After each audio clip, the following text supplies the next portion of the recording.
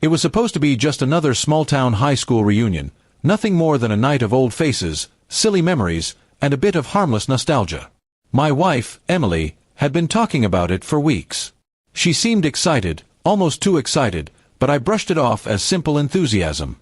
She had always been more social than me, and I didn't mind her catching up with old friends. I trusted her completely, or at least I thought I did. The reunion was being held at a fancy hotel ballroom 2 towns over.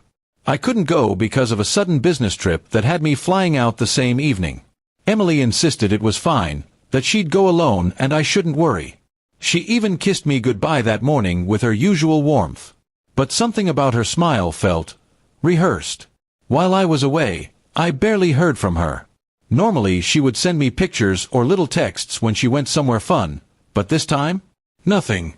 Just a few short replies to my messages, claiming she was busy catching up with everyone. Still, I didn't let suspicion take over, not yet. 3 days later, I returned home, and Emily was acting strangely. She seemed distracted, constantly on her phone, and oddly defensive whenever I asked how the reunion went. Her answers were vague, and when I suggested we look through the photos together, she said she hadn't taken many. That was the first real crack in the story. Emily loved taking pictures. Later that night, while she was in the shower, her phone lit up on the nightstand. I didn't usually snoop, but my gut told me something was wrong. I glanced at the screen, and froze. It was a text from a man named Mark. The message read, *, last weekend was unforgettable. I've missed you like crazy. *. My stomach dropped. Mark was her ex-boyfriend from high school, the same one she swore she hadn't spoken to in years. My hands shook as I opened their chat history. The truth was worse than I imagined. They had been flirting for months, and the reunion had been the perfect excuse to meet. The messages left no doubt. They had slept together that night. I didn't confront her immediately. Instead, I decided to act carefully. Emily had no idea, but I handled all of our finances. Over the next few days, I quietly froze our joint accounts, rerouted my income to a separate account in my name, and moved valuable assets into my sole control. Every credit card with her name on it was cancelled. I made sure she couldn't touch a single cent without my permission. Once everything was in place, I finally confronted her. I showed her the screenshots of the messages, the pictures they had exchanged, and every detail she had tried to hide. Her face went pale, and she began to stammer, trying to claim it was just a mistake and meant nothing. I didn't buy a word of it. When I told her I had already frozen our accounts, she panicked. She tried to yell, to guilt-trip me, to even cry her way out of it, but it was too late. I had given her years of loyalty and trust, and she had thrown it all away in one night with her ex.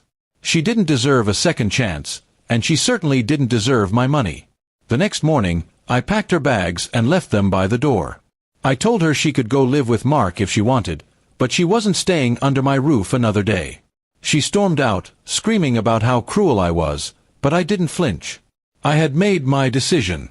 In the weeks that followed, she tried reaching out, begging for forgiveness, saying she made a terrible mistake and that we could start over. But I didn't respond. I'd already filed for divorce and made sure she wouldn't get a penny from me in the settlement. The law was on my side, and I wasn't about to let her betrayal cost me more than it already had. I heard through mutual friends that things with Mark didn't last long. Apparently, he wasn't interested in being with her once the excitement faded. She ended up moving back in with her parents, broke and humiliated.